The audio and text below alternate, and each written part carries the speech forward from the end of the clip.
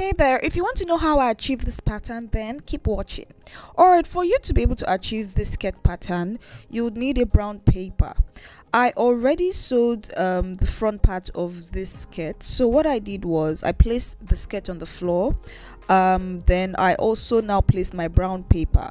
I noticed that the brown paper was not long enough, and that's why I added paper tape to be able to tape more brown paper on the initial brown paper that I had, and that's why I'm showing you that with my hand.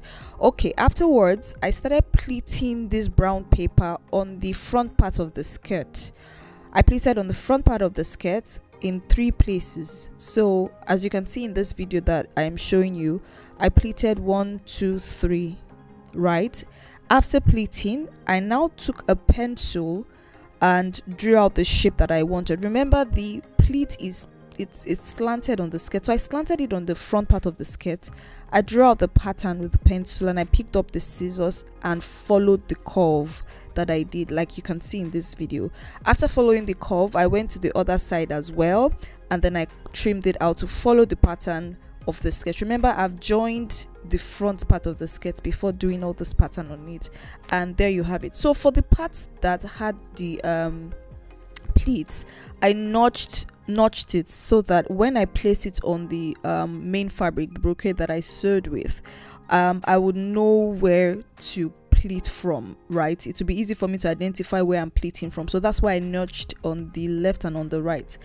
The lining is going to be cut when this pattern is folded, as I did earlier in the video. So you're not going to cut a lining of this pattern in this stretched out pattern. Is when it's folded that you cut the lining for the material. So it's like this that you place on the fabric and cut the lining. But when you're cutting the front part of the skirt that will be pleated, you would have to spread open and cut. Also, the brocade that I worked with was a transparent brocade, so I had to first cut the brocade and then also now cut the lining for the brocade, the first lining for the brocade, because when pleating, I'm not pleating just the brocade. Now I'm pleating the brocade fabric and the lining, so it's thick enough and it covers up the transparency of it.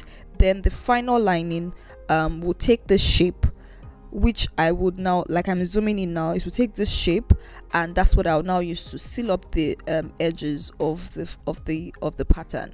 So when I finished cutting this particular pattern on the fabrics that I've mentioned, I closed it on the left and on the right, and the upper part was open, so that was what I was able to use to turn it open. And then after turning it open, I sewed the tip. I turned it inwards.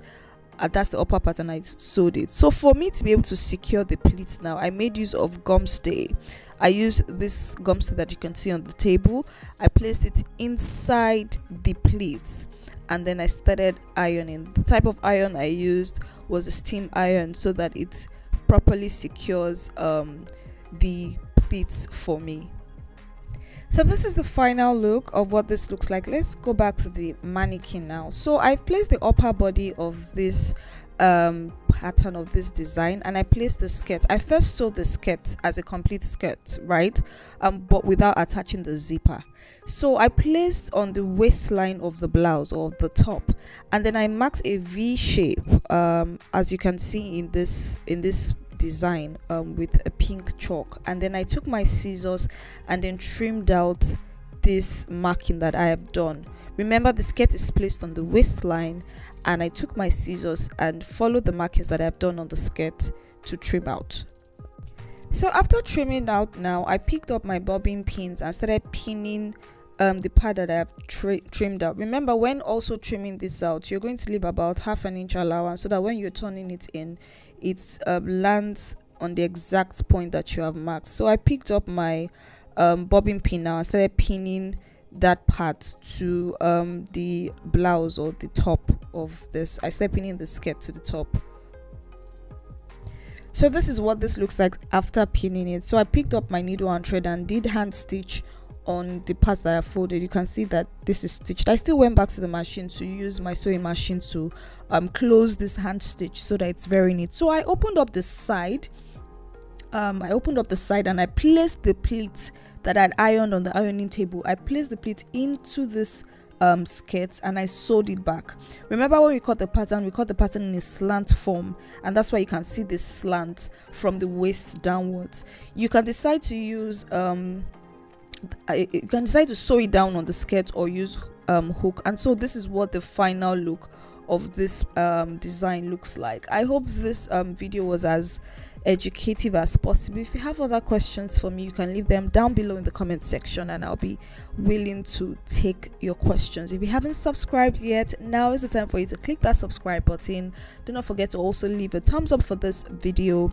Do not forget to also share on your various platforms so that other persons can benefit from this pattern that I've learned. And I know you've also watched the other video on how to cut and sew a structured gong sleeves, also how to sew structured puff sleeves. You can see all those other videos on my channel and learn a thing or two. I hope this video was as educative as possible. From me to you, it's bye bye. Keep creating magic.